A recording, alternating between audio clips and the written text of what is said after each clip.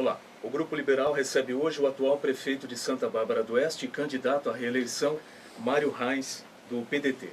Ele é médico, foi secretário de saúde do município e antes de se eleger em 2008, disputou a prefeitura em 2 oportunidades. Obrigado pela presença, candidato.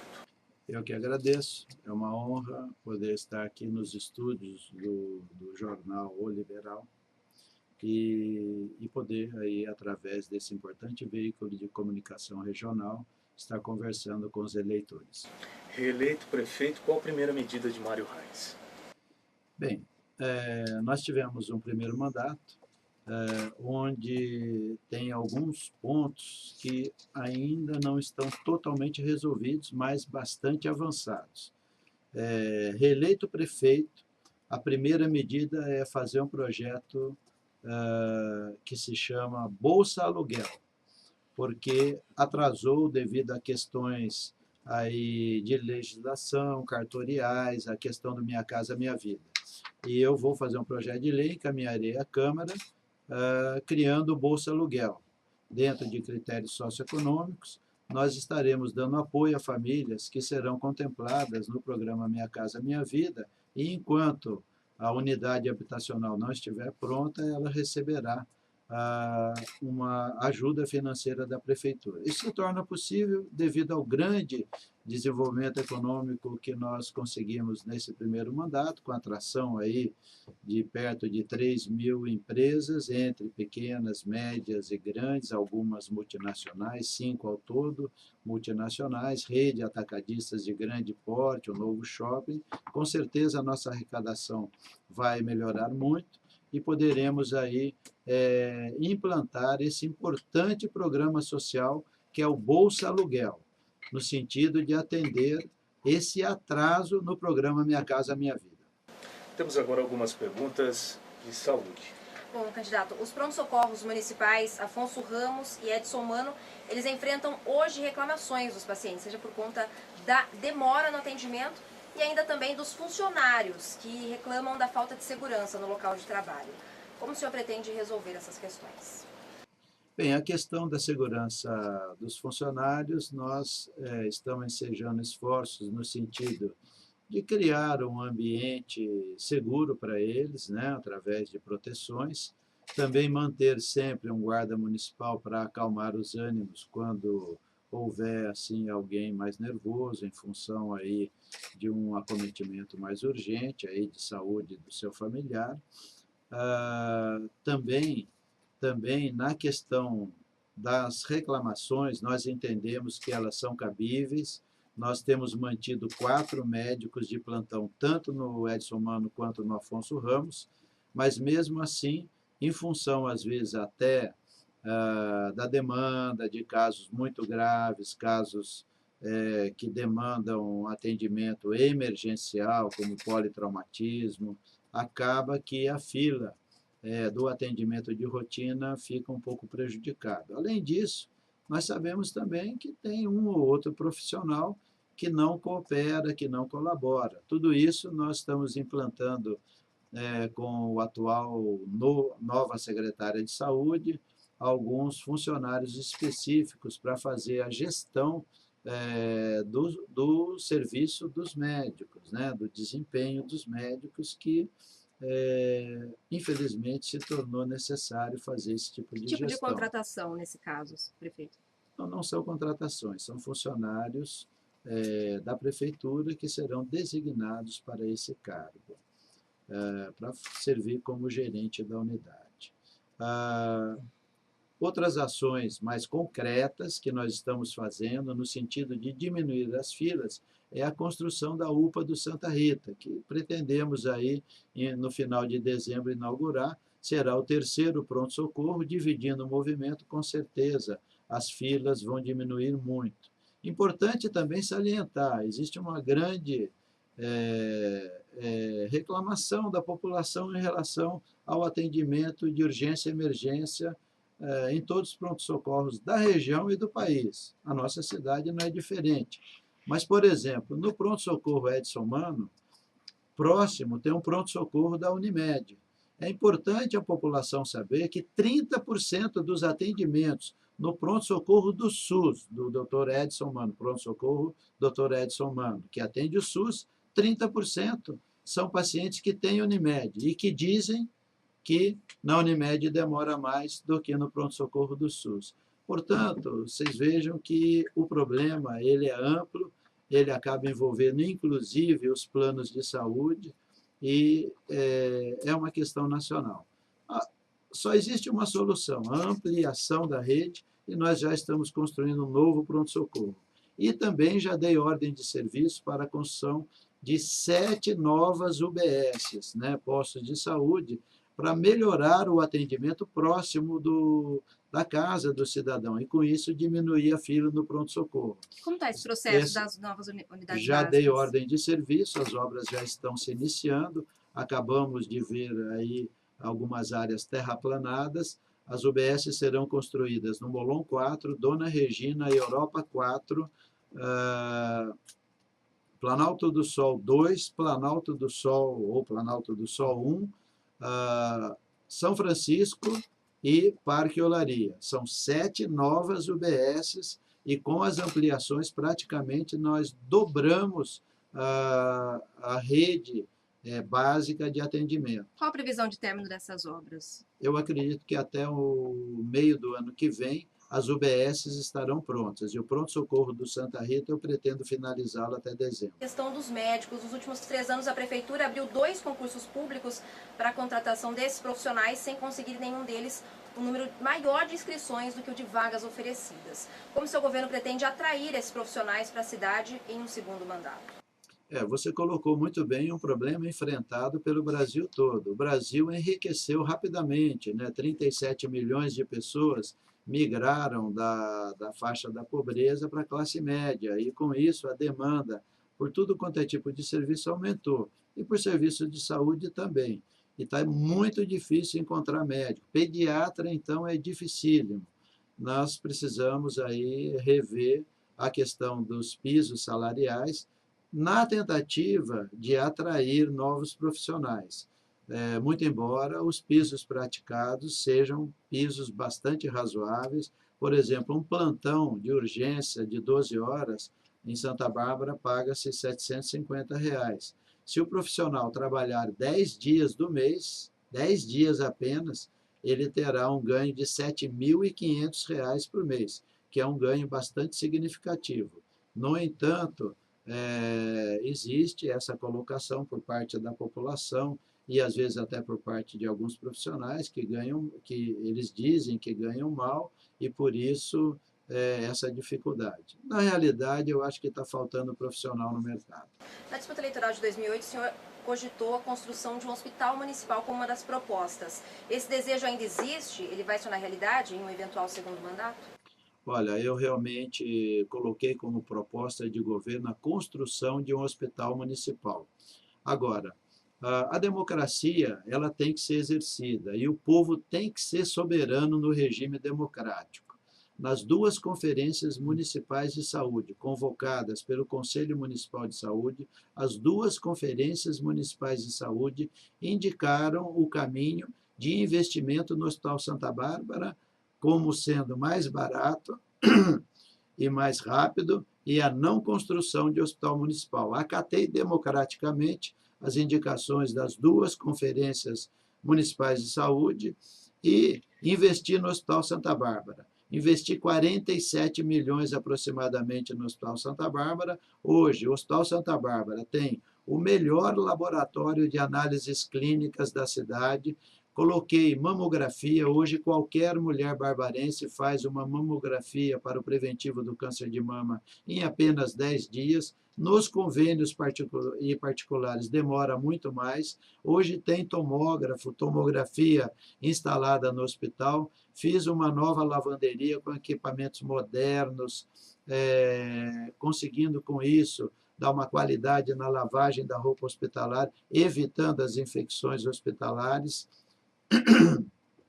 E reformamos todas as alas que foi possível do hospital, e em breve estaremos reformando uma ala para a instalação de um serviço de hemodinâmica, onde procedimentos de cateterismo hemodinâmico, colocação de stent, atendimento de urgência a infartados será realizado. A cidade, ela na questão hospitalar avançou muito e as indicações no sentido de investir no Hospital Santa Bárbara foram feitas pela comunidade através das 2 conferências municipais de saúde. Bom, a respeito agora de infraestrutura. Bom, candidato, bairros de Chácaras e a região, principalmente do Cruzeiro do Sul, sofrem há muito tempo com graves problemas de infraestrutura. O que o seu plano de governo prevê para essas áreas? Olha, nós investimos muito. Por quê? Porque a região do Cruzeiro do Sul não é mais uma região de chácaras de recreio. Ela se transformou, pelo baixo custo, em bairro de trabalhadores simples. Por isso, nós demos uma atenção especial. Construir uma base de segurança comunitária lá, no sentido de melhorar a segurança, porque era a região na cidade onde os índices de insegurança eram maiores. Portanto, a base está instalada. Quero agradecer à Guarda Municipal, particularmente a alguns guardas, pois a reforma do prédio foi feita voluntariamente por esses guardas. O agradecimento do povo de Santa Bárbara. A base está lá funcionando, atendendo a população. Um outro imóvel adquirido no meu mandato já foi transformado em creche, está fazendo os últimos acertos e dentro de alguns dias estará aberta uma creche para atender as crianças do Cruzeiro do Sul, os filhos dos trabalhadores. A escola Anália de Luca Franca já foi transformada em período integral, porque tinha espaço, então também temos escola de período integral.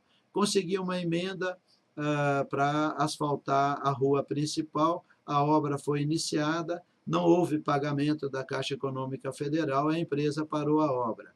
Eu estou fazendo uma alternativa que é muito usada no Paraná, que é um produto, um derivado do petróleo, eu não sei exatamente o nome técnico, popularmente conhecido como matapó, ou os técnicos de empresas de asfalto chamam de baba de cupim. Também não sei por que chama desse nome. O produto já está comprado e essa semana eu vou aplicar e vou acabar com a poeira na Sebastião Furlan, que é a rua que passa o ônibus, e futuramente nos demais trajetos que passa o ônibus. É um produto que é muito usado nos chacreamentos no estado do Paraná, nos Estados Unidos usado em estradas que percorrem lá o deserto do Arizona, e o resultado é excelente. Não, e é um custo muito mais barato, custa em torno de R$ 4,00 o metro quadrado, contra um custo de 35, 40 até 50 reais o custo do metro quadrado do asfaltamento. Esse produto já está comprado e essa semana será aplicado lá no Cruzeiro do Sul. Também instalamos uma nova academia ao ar livre e também fizemos uma área de recreação lá, um minicampo, que era uma reivindicação antiga lá. A reforma do posto médico transformou um pequenino posto médico numa UBS de extrema qualidade, que inclusive muitos moradores da cidade vão se consultar lá na UBS. Eu posso dizer que a UBS do Cruzeiro do Sul ficou mais bonita que o meu consultório particular. É realmente padrão primeiro mundo. Estou muito contente com tudo que a gente conseguiu lá e protocolei em Brasília, porque abriu-se uma porta de verba a fundo perdido para asfaltamento de bairros que já tenham infraestrutura, como água, esgoto, inclusive o bairro já tem a estação de tratamento de esgoto. O que falta? A drenagem pluvial e o asfalto. E nós protocolamos no Ministério das Cidades um projeto para asfaltar todo o bairro. Bom, candidato, ainda sobre infraestrutura, bairros ao lado, nas margens do Ribeirão dos Toledos, são obrigados a conviver quase todos os anos com enchentes. Por que não foi possível resolver esse problema durante o seu primeiro mandato e como o senhor pretende resolvê-lo no segundo? O problema do Jardim Conceição, o primeiro quarteirão que fica às margens do Ribeirão dos Toledos, é um problema que não tem solução. Lotearam o brejo, E aquilo, sabidamente, os antigos moradores de Santa Bárbara sabem que ali sempre houve inundação. E foi feito um loteamento no brejo. Hoje, as novas leis estabelecem que qualquer área que nos últimos 50 anos tenha tido qualquer tipo de alagamento, não pode haver loteamento nessa área. Mas, naquele tempo, fizeram. E está lá o problema instalado, de difícil solução, a não ser a remoção desses moradores pela desapropriação de suas casas. Eu tentei várias alternativas, como construção de casas populares, junto a órgãos estaduais e federais. Isso não foi possível porque toda a linha de financiamento prevê financiamento para moradores de áreas invadidas, de beira de rio invadidas. E lá não é invasão, é uma área consolidada, documentada. E não existe assim ainda uma linha de financiamento para loteamentos com essa característica jurídica, né? Eu pretendo criar um fundo de compensação a todos os novos empreendimentos que forem instalados na Bacia do Toledo, e esse fundo de compensação se destinará à desapropriação dessas casas que sofrem enchentes todos os anos, e aí essa população será removida de uma área que não tem solução. A solução que às vezes falam, drenagem, abrir o canal do rio. Só a abertura da parte posterior às indústrias home, que é rocha, custaria 100 milhões, isso num cálculo estimado pela Secretaria de Obras da cidade, porque escavação de pedra é um custo bastante elevado. E a desapropriação das casas ali, a gente calcula um custo entre 10 e 20 milhões. E também a escavação do canal não é garantia absoluta que as enchentes vão acabar. Agora, imagine fazer um investimento de 100 milhões e vem uma chuva e inunda de novo. Realmente seria assim, uma situação bastante complicada, né, para um gestor público explicar para a população. Em quanto tempo essa desapropriação? Portanto, a decisão é o seguinte: criação de um fundo de compensação de todos os empreendimentos que se instalarem na Bacia do Toledo, e esse fundo de compensação vai fazendo a desapropriação progressiva dos moradores que moram ali nessa região que inunda. Por um problema geológico antigo, e problemas geológicos são problemas de difícil solução. Em quanto tempo essa desapropriação, candidato? Na medida que os novos empreendimentos se instalarem, o fundo vai captando recursos e a desapropriação segue. Portanto, será uma coisa progressiva. Dá para fazer em 4 anos? Eu acredito que sim. No primeiro mandato, algumas obras, principalmente frutos de convênio, registraram grandes atrasos, como as pontes do Ribeirão dos Toledos, a própria unidade de pronto atendimento Santa Rita e até a piscina olímpica, que vai levar o nome do nadador César Cielo. Como o senhor pretende evitar que isso aconteça no eventual segundo mandato? Bem, todos os atrasos, eles foram em função de questões técnicas, de dúvida surgida, obras financiadas ou fiscalizadas pela Caixa Econômica Federal, em todos os municípios costumam ter esse problema. Em reuniões em Brasília, as queixas dos prefeitos do Brasil é a Caixa Econômica Federal, porque os técnicos fazem exigências, assim, às vezes, absurdas. Por exemplo, no asfaltamento da Sebastião Furlan, lá do Cruzeiro do Sul, foi feito o projeto, pelo menos o projeto foi corrigido umas 50 vezes. A última exigência da Caixa Econômica foi o estudo de Viga Beckmann. É um estudo que você pede para construir rodovia do padrão Bandeirantes, e foi pedido para asfaltar uma rua de chácara. Então, as dificuldades interpostas pelos órgãos, e às vezes o técnico novo, sem experiência, acaba colocando um nível de exigência que faz com que as obras se atrasem, porque a empresa faz uma etapa. Enquanto ela não recebe essa etapa da Caixa Econômica Federal, ela não segue em frente, porque ela não tem capital de giro para bancar a obra e receber depois. E aí os atrasos acontecem. Isso acontece no Brasil inteiro, não é só em Santa Bárbara. É lamentável Eu, inclusive, discuti várias vezes com técnicos do Ministério das Cidades, com o pessoal do PAC, de que a gente precisaria criar alguns mecanismos para o nosso país, né, que fossem mais ágeis do que esse da fiscalização da Caixa Econômica Federal.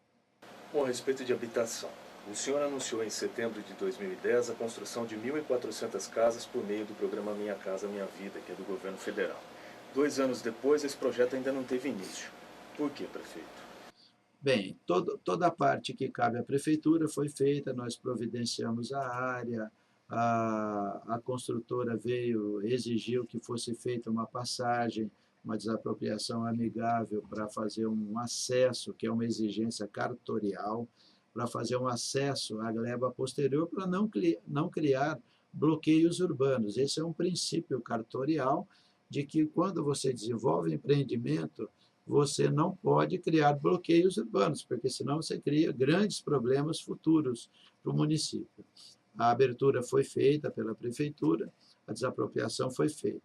Após isso realizado, acreditei eu, bom, agora vamos começar a construção das casas. Qual foi a minha surpresa? Que o cartório não entendeu que a gente construiria condomínios Minha Casa Minha Vida. Ele enquadrou a construção nessa área na Lei 6766, que é a Lei de Loteamento. A Lei de Loteamento tem que tramitar em todos os órgãos ambientais e demora quase um ano para ser superada todas essas aprovações, Grapoab, CETESB, etc. E aí houve o atraso. Exatamente por isso, pelo atraso gerado pela exigência do cartório, porque eu não concordo com a exigência do cartório. É bom deixar claro o seguinte: ninguém vai vender lote na área, nós vamos construir condomínios Minha Casa Minha Vida. Mas o entendimento do cartório é que se enquadra na 6766, e aí vai haver esse atraso. E exatamente por isso é que nós vamos criar o Bolsa Aluguel. As famílias que tiverem condições socioeconômicas e que realmente necessitarem, avaliados por uma comissão, receberão auxílio moradia até a unidade habitacional estiver pronta.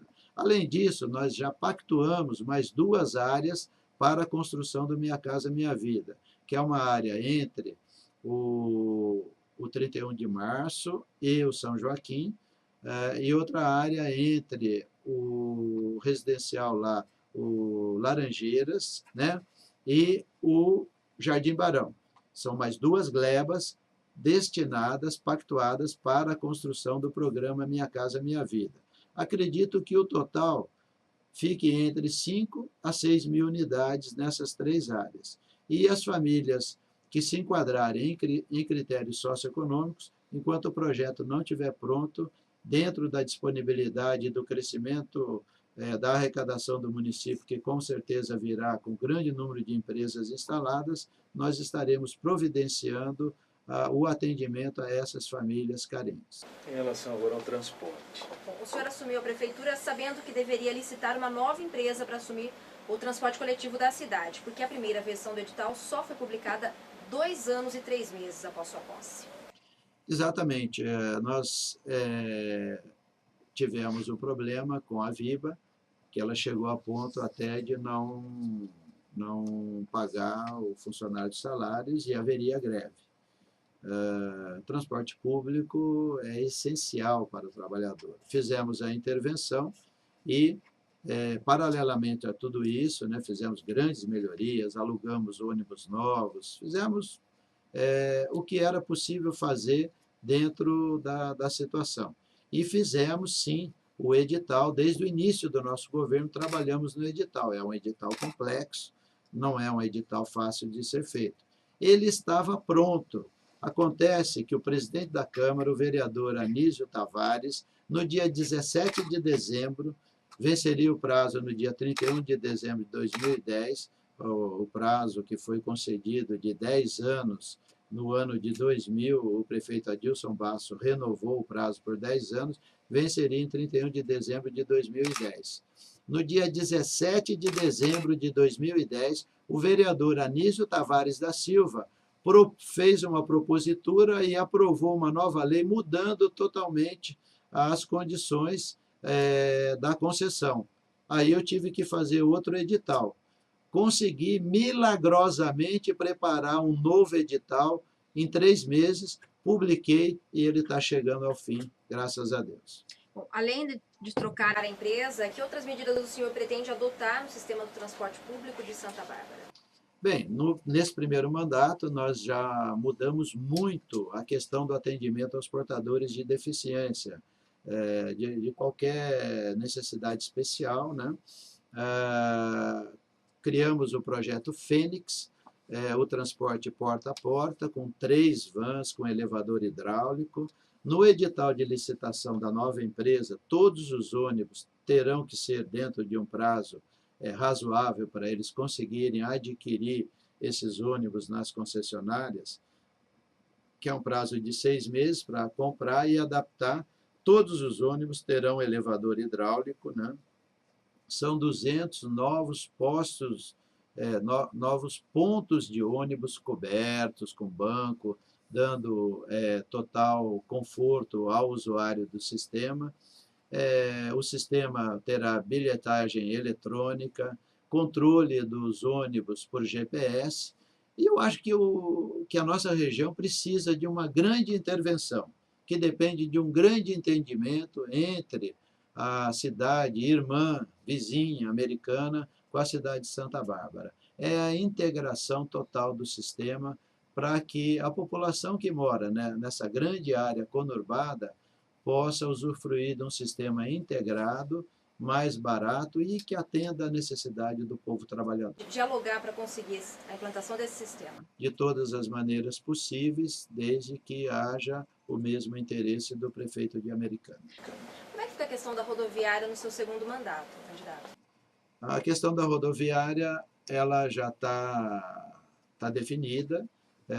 O corredor metropolitano noroeste, o governador anunciou investimentos na casa de 33 milhões de reais, com prolongamento da Avenida São Paulo, cruzamento com a Avenida Isaías Hermínio Romano, construção de uma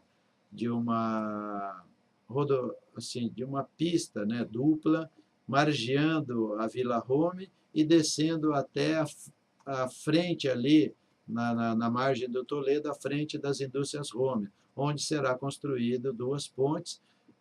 O corredor metropolitano noroeste segue pela Avenida Tiradentes, pega a próxima prefeitura ali, pega Monte Castelo, cruza a rotatória da Câmara Municipal, desce um pouquinho e ali já tem uma espera onde será feito também as marginais do Linhão e atrás daquela pequena subestação que tem próximo da Bandeirantes e próximo da SP-304, com viaduto já construído, com acessibilidade à área, será construído o terminal metropolitano. E, junto com o terminal metropolitano, vai ser um grande terminal, né? Metropolitano, urbano e interurbano, próximo da Bandeirantes, com acessibilidade muito rápida da pista até esse terminal. Como fazem as cidades de primeiro mundo, né? Você pega o ônibus urbano no interior da cidade, vai até próximo a uma ferrovia ou até próximo a uma rodovia e pega o transporte interurbano. Em relação ao comércio, temos uma pergunta, a Paula vai... Bom, quem pergunta é a comerciante Lourdes Caliço, de 56 anos. Ela mora no centro da cidade. Ela pergunta ao candidato o que fará para melhorar o comércio, se há projetos para atrair o consumidor. Vamos ouvi-la. Se vai melhorar o comércio aqui, porque os clientes vão tudo para Americana. Americana dá muito mais condições do que Santa Bárbara. Zona Azul atrapalha, o horário atrapalha de comércio. Problema de não ter muita divulgação quanto os feriados para terem. Não tem algum atrativo no centro para segurar os clientes no centro. Portanto, a pergunta é da comerciante Lourdes Caliço, de 56 anos, de Santa Bárbara.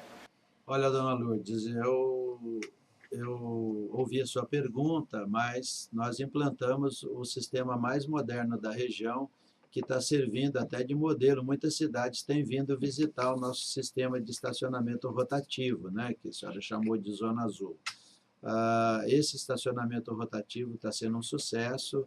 A gente vê que o comércio do centro ficou extremamente fortalecido, mas o crescimento do comércio depende de vários fatores, inclusive da questão do desenvolvimento econômico, da população ter recurso. Com o grande número de empresas que vieram para Santa Bárbara, com certeza o trabalhador terá uma renda maior e, com isso, o comércio deve ser fortalecido. Com a construção do corredor metropolitano, a acessibilidade ao centro da cidade, da Zona Leste até o centro da cidade, vai ser no máximo em 5 minutos, porque vai ser um corredor que, por determinação técnica, ele tem que ter fluxo rápido. Portanto, todas as ações que cabem ao poder público, no sentido de apoiar o comércio do centro, elas estão programadas e algumas já foram realizadas, como é o caso do estacionamento rotativo, e a questão da acessibilidade, ela também da rapidez que a Zona Leste precisa para chegar ao centro da cidade, ela será contemplada através do corredor metropolitano, que será o prolongamento da Avenida São Paulo, chegando até a Tiradentes, e aí está muito próximo do centro. Eu acho que isso trará um grande afluxo de moradores da Zona Leste ao comércio central da cidade, porque o acesso ao comércio central da cidade ficará mais fácil do que acessar a Americana. Administração. Bom, candidato, durante a sua administração, o senhor citou em diversas oportunidades a baixa arrecadação do município, a baixa renda per capita do município. Como o senhor pretende resolver esse problema sem apelar para o aumento de impostos? Só a atração de empresas já resolveu isso? Bem, eu assumi a cidade com 200 milhões de arrecadação. Provavelmente, esse ano, nós executaremos um orçamento em torno de 350 milhões. acredito que esses 4 anos, 3 mil novos CNPJs abertos, portanto, 3 mil novas empresas, mais 1.760 CNPJs abertos de microempreendedores individuais, 5 multinacionais instaladas, Dresser Rand, Guascor, S. Magalhães, Denso, TRBR, um grande centro atacadista de Cico Tenda, Maxi, C&C, um novo shopping que inaugura em alguns dias. Tudo isso vai contribuir para aumentar a arrecadação do nosso município, como os números já mostram. Além disso, eu governei 4 anos de olho em 2 crises e sabendo a dificuldade do povo trabalhador. 4 anos eu não aumentei impostos. O aumento do imposto, ele é extremamente nocivo à economia e à família trabalhadora. A economia porque você tira dinheiro de circulação e a família trabalhadora porque você compromete a qualidade de vida do trabalhador. Por isso, eu não aumentei a água, eu não aumentei o IPTU, apenas corrigi a inflação, que é obrigado por lei, e não aumentei a tarifa do ônibus. Comecei com 2,10 e continuei com 2,10. Já no governo passado, a tarifa de ônibus foi aumentada em 100%, houve a revisão da planta genérica de valores e o IPTU foi aumentado entre 100% e 200%, e a água em 40%. Isso foi no governo passado. No meu governo, aumento nenhum.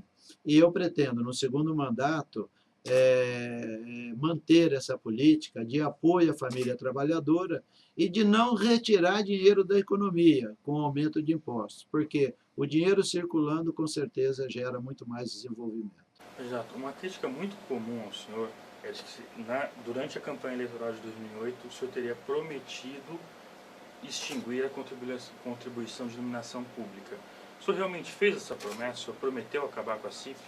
Não, eu não prometi acabar com a CIP, até porque tinha conhecimento que isso vai se tornar, já é hoje uma determinação, pelo menos no estado de São Paulo, mas acredito que nacional, só foi postergada em função da eleição, mas a Companhia Paulista de Força e Luz ela vai transferir todos os encargos da manutenção da iluminação pública para a prefeitura. E as prefeituras serão obrigadas a criar a CIP, e isso é difícil fazer com funcionário público. O modelo que a grande maioria das prefeituras irá adotar é a terceirização desse serviço, porque é um serviço que exige técnicos especializados, né, para mexer com as linhas de alta tensão, para fazer toda essa manutenção da rede de energia pública dentro da cidade. E a CIP será destinada ao pagamento dessas empresas terceirizadas. Já existem muitas cidades onde esse sistema terceirizado já está funcionando. Bom, candidato, o senhor implantou nessa atual gestão um plano de cargos e carreiras para o servidor público. Algumas categorias reclamaram de perdas, algumas já tiveram a situação revista, outras ainda reclamam. O senhor pretende rever esse plano de cargos e carreiras se o senhor for reeleito? Com certeza absoluta, tanto a questão de algumas categorias que eu julgar que os seus vencimentos estão fora da realidade do mercado, como as possibilidades de ganhos reais serão dadas ao servidor público. Como eu fiz, aliás, nesse último dissídio. Eu dei 4% de ganho real, além da inflação. Qualquer promessa de prefeito tem que ser baseada na possibilidade orçamentária da prefeitura. No ano de 2009, a arrecadação não subiu, foi um ano terrível, uma das maiores crises econômicas que o mundo enfrentou, a iniciativa privada demitiu em massa, reduziu jornada, nós mantivemos rigorosamente o salário dos funcionários pagos em dia, e só que aumento não foi possível porque não houve aumento de arrecadação. Houve uma ação interposta pelo Sindicato Servidores, mas a Justiça entendeu que naquele ano realmente era impossível dar aumento. E a inflação de 2009 foi 4,64%. Eu já repus 4%, com mais 1%, o funcionário público de Santa Bárbara hoje vai estar totalmente atendido naquilo que ele julga que perdeu. E novos aumentos reais dentro do crescimento da arrecadação em função desse grande desenvolvimento socioeconômico que a cidade teve, serão também colocados em pauta, discutidos junto ao sindicato da categoria, para que a gente possa ir melhorando os salários dos servidores municipais de Santa Bárbara. Por quê? Nós temos um grande problema. Nós somos conurbados com a Americana, que é uma cidade que, quando eu assumi o governo, uma cidade tinha 470 milhões de arrecadação contra 200 de Santa Bárbara, aproximadamente, mais que o dobro. Existe uma perda contínua de funcionários do município de Santa Bárbara, ou até da Santa Casa, que também sofre esse problema, para a cidade americana, em função da capacidade de pagar melhor o trabalhador que a cidade tem. O crescimento econômico de Santa Bárbara é extremamente benéfico ao trabalhador barbarense, porque a gente vai poder equilibrar essa questão salarial, e também é benéfico para a Americana, porque as duas cidades, tendo o mesmo patamar socioeconômico, evita que as populações migrem e se usem de serviços públicos das cidades vizinhas. Bom, o senhor citou algumas vezes já nessa entrevista a expansão do setor empresarial em Santa Bárbara. Se reeleito, como o senhor pretende atrair ainda mais empresas no segundo mandato? Usando a mesma técnica que é o PID, Programa de Incentivo ao Desenvolvimento, uma equipe extremamente qualificada que faz busca ativa, onde a gente sabe tem uma empresa que pretende se mudar, se instalar, a gente vai atrás, conversa, examina o perfil da empresa, as necessidades da empresa e desenvolve uma proposta específica para aquela empresa. no sentido de apoiá-la e trazer para o município. E isso deu um grande resultado, 3.000 novas empresas, entre elas 5 multinacionais. Eu acho que é um crescimento bastante grande para uma cidade que há muitos anos não via crescimento econômico. Eu assumi a cidade com 15% de desemprego. E hoje, no site do Ministério do Trabalho, empregabilidade plena, né? Então, eu acho que nós conseguimos, na área de emprego e renda, zerar o déficit de Santa Bárbara do Oeste. Candidato, em relação à educação, a gestão do senhor implantou em algumas escolas o sistema de ensino em tempo integral. O senhor considera que elas funcionam de forma satisfatória e, em um eventual segundo mandato, a meta do senhor é chegar a 100% da rede nesse modelo? Exatamente. O nosso objetivo é incluir todas as crianças em escolas de período integral. Muitas mães falam o seguinte: ah, não, vai ser muito cansativo para o meu filho, eu não quero que meu filho estude o dia inteiro. É porque ela está mal informada. Não é estudar o dia inteiro. A escola de período integral é um projeto pedagógico desenvolvido pelo grande pedagogo Darcy Ribeiro, que qualquer um de nós vai ficar admirado ao analisá-lo. A gente alterna atividades lúdicas com atividades pedagógicas, tornando a escola extremamente agradável para a criança. Então, a criança luta judô, karatê, capoeira, tem balé, né, balé clássico, com malha, com sapatilha, tem xadrez, tem música, tem flauta, tem violão, tem teatro, tem informática. As crianças também, nós colocamos algumas atividades didáticas que eu julgo extremamente importante no mundo moderno, como educação para o trânsito, no ensino fundamental, no primeiro aninho do ensino fundamental. Aí alguém vai falar, mas a criança não vai dirigir. Não vai dirigir, mas vai chamar a atenção do pai e da mãe quando fizer alguma coisa errada no trânsito. Então, o que mais mata a nossa juventude hoje é o trânsito.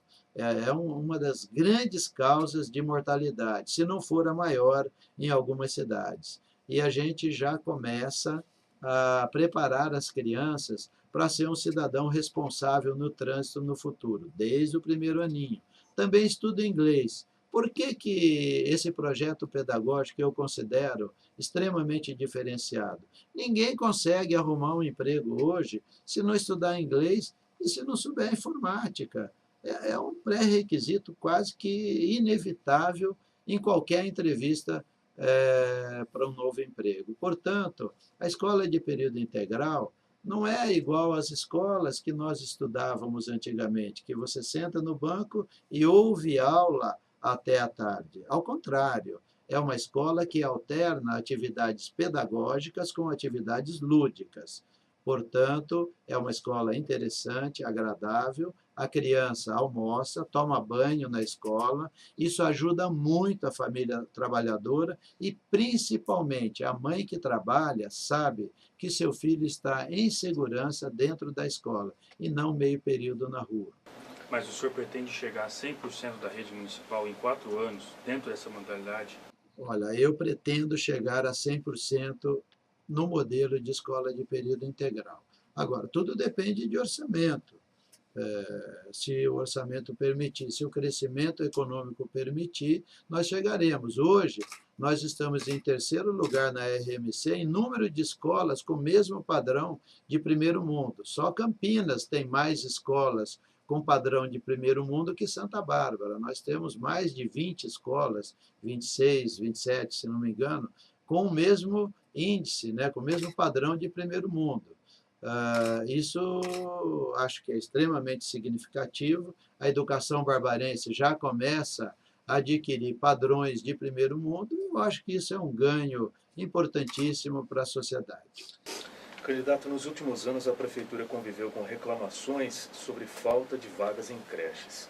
Quantas unidades o senhor considera necessárias para atender a população? Eu acredito que hoje nós temos um déficit aí em torno de 1.000 vagas, aproximadamente, pelos levantamentos que a gente tem. Hoje mesmo é notícia de jornal em Santa Bárbara que nós vamos viabilizar aí em torno de 150 novas vagas ainda esse mês. O processo de construção de escolas, inclusão em período integral é contínuo. Por exemplo, nós estamos finalizando uma grande ampliação da EMEI Vilma, onde também terá creche. E, com isso, a escola Iraídes, lá no São Fernando, será reformada, ampliada e será transformada em CIEP. E a EMEI Vilma terá creche. Estamos em andamento com uma grande reforma e ampliação na EMEI Telma, no Laudice 2. Também, finalizado isso, a escola Bininha do Romano será adaptada, reformada e transformada em CIEP. Além disso, estamos construindo 2 novos CIEPs, um no Planalto do Sol, outro no 31 de março, 2 escolas bem grandes, né? E com isso também as escolas ao lado poderão ter espaços readequados para a creche. Enfim, é um processo contínuo, é muito difícil, como vocês perguntaram, a gente dar data exata ao processo, porém, é um processo que qualquer prefeito tem que fazer se realmente pretende colocar a cidade nos patamares de primeiro mundo. O Brasil, a gente sabe que na questão econômica já atingiu aí os patamares de primeiro mundo.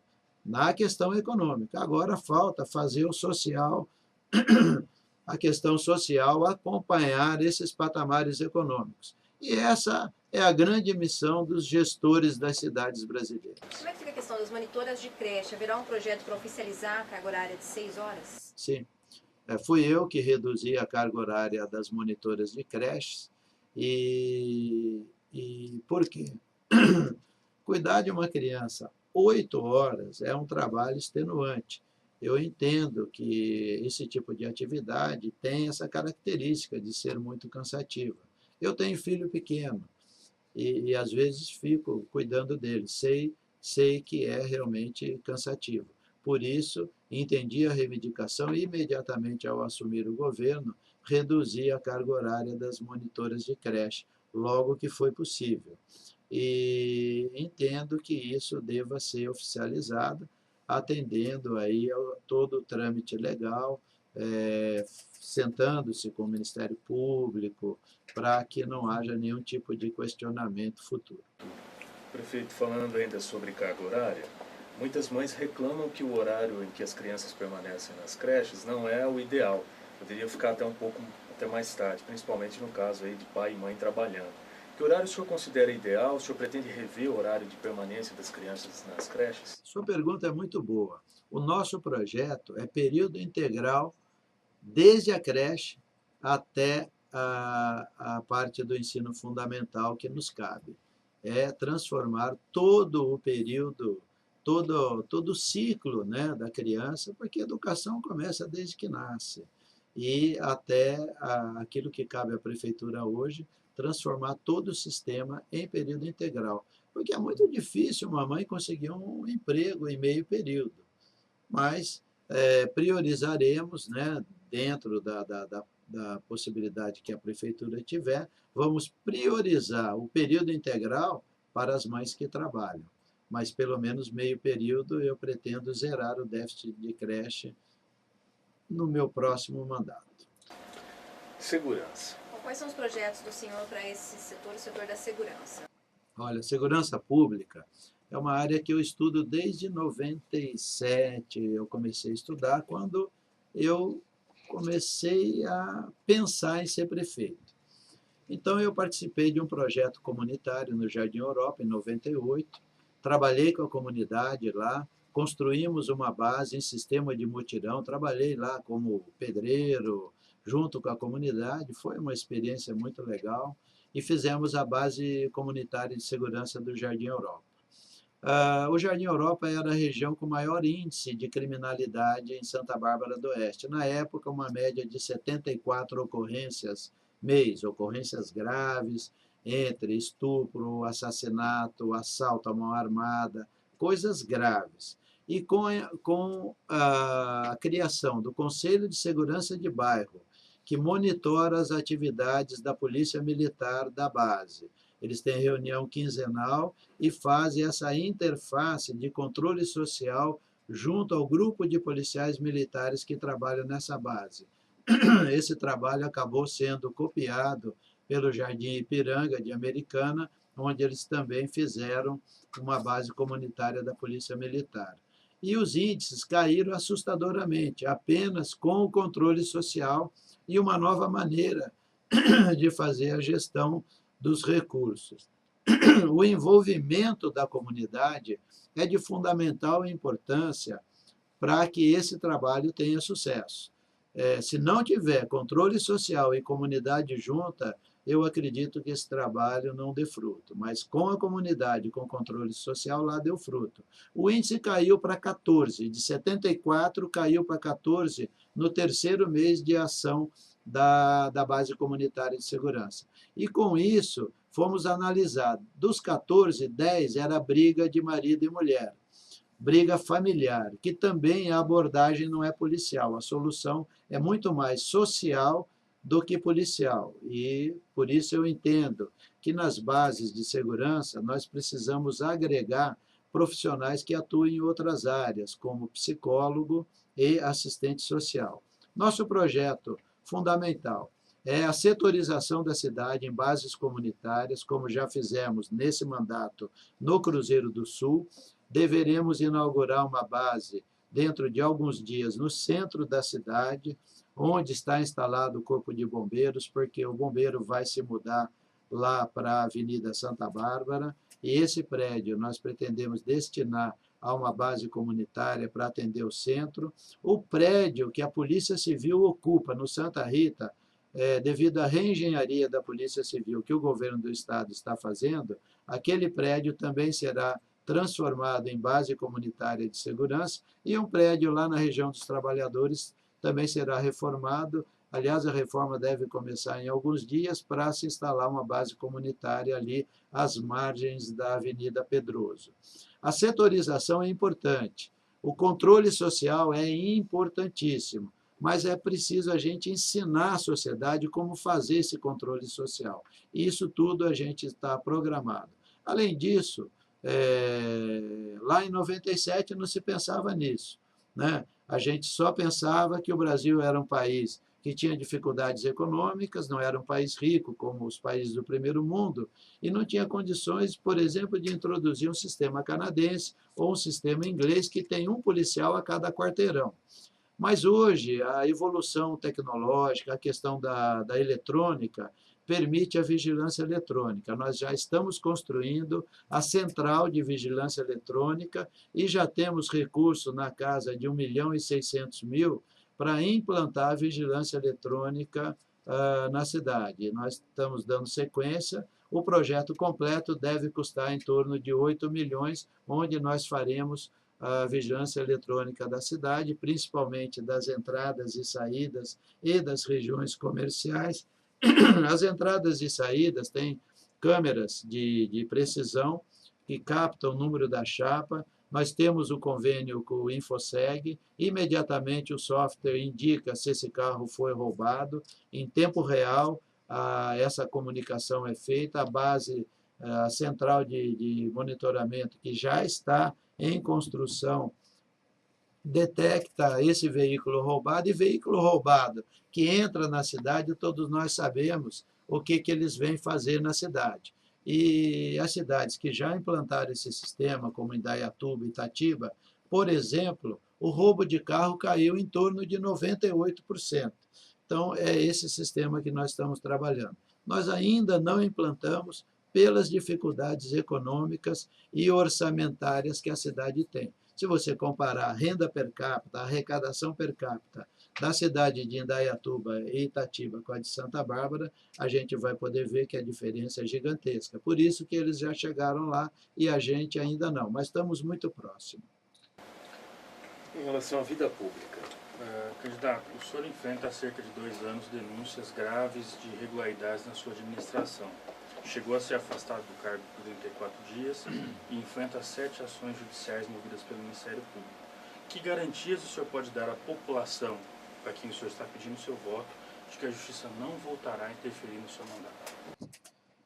Olha, todo esse problema que eu enfrentei foi a partir do momento, isso é importante, que a imprensa deixe claro, e infelizmente aqui, me perdoem todos vocês, vocês noticiaram repetidas vezes todos esses problemas, mas em nenhuma vez vocês noticiaram que todos os problemas que eu enfrentei começaram a partir do momento que eu exonerei alguns secretários que não queriam se adequar às normas da minha administração, como o senhor Paulo César Delbu e o senhor João Augusto Giovanetti. O João Augusto Giovanetti, por exemplo, se você levantar a ficha criminal dele, você vai ver que ela é bastante fecunda. De qualquer forma, eu posso assegurar para vocês que isso faz parte da vida democrática. As pessoas irem ao Ministério Público e fazerem denúncias, é normal. Todas as denúncias oriundas, todos os inquéritos abertos a partir dessas denúncias ao Ministério Público foram arquivados. E as ações que restam são ações tipo assim, plano de carreira, não fui eu que fiz, eu estou respondendo a ação. Marcha para Jesus, foi um advogado de fora que entendeu que, eu não sei qual a motivação dele, mas de qualquer forma, eu entendo que é algo que o poder público tem que apoiar. E o Tribunal de Justiça nos deu ganho nessa causa. Denunciaram a empresa Forte. Não fui eu que celebrei o convênio com a Forte, isso já vem de outra administração.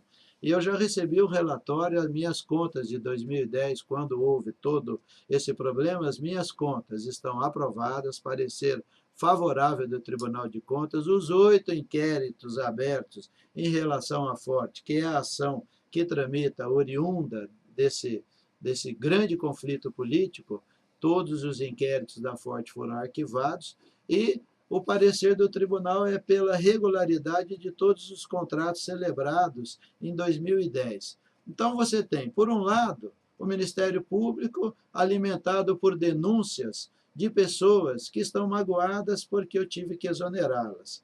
E, por outro lado, você tem o órgão a quem compete a fiscalização do exercício da prefeitura, do exercício orçamentário da prefeitura, que dá um parecer favorável e dá pela regularidade de todos os contratos e, inclusive, a empresa, que foi o foco da ação, 8 inquéritos abertos, 8 inquéritos arquivados.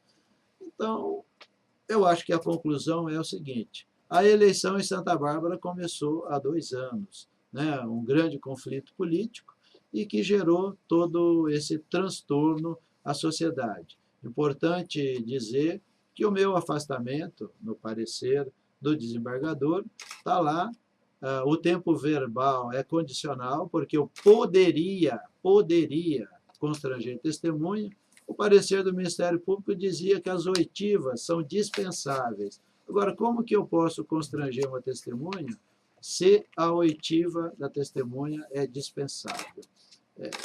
Eu acho que há aí muitas coisas a serem questionadas dentro da justiça e eu entendo que esse afastamento, a gente respeita a lei, é óbvio, se houve a decisão, não cabe outra coisa a não ser acatar a decisão judicial, mas nós contestamos e revertemos a decisão judicial. Garantir, nenhum prefeito pode garantir nada em relação à justiça. A justiça, ela é um dos poderes da nossa república, né? Constituída, e a atuação dela é contínua sobre Santa Bárbara, sobre qualquer cidade desse país. O que eu posso garantir é lisura, transparência e honestidade no meu governo. Mário Reins, muito obrigado pela participação do senhor aqui nas sabatinas do Grupo Liberal. O senhor tem mais 1 minuto para suas considerações finais. Eu queria agradecer o Grupo O Liberal Acho que esse espaço que vocês abriram é de extrema importância para a democracia da nossa região, das nossas cidades. Quero parabenizar todos os profissionais do Jornal Liberal pelo trabalho que vocês desenvolvem na região. É um jornal conceituadíssimo na região. E dizer o seguinte, vocês estão participando realmente do aprimoramento, do aperfeiçoamento da democracia na região aqui, como um veículo de comunicação de muita importância. E finalizaria a minha fala dizendo a todos aqueles barbarenses de que tem alguma insatisfação em duas áreas, na saúde e na habitação. Na habitação, o atraso não foi minha culpa. Por isso, eu vou criar o Bolsa Aluguel para atender as famílias necessitadas. Na saúde, estamos construindo 7 novas UBSs para diminuir as filas e um novo pronto-socorro na Zona Sul para atender a Zona Sul e, com certeza, as filas do atendimento de urgência e emergência estarão muito menores.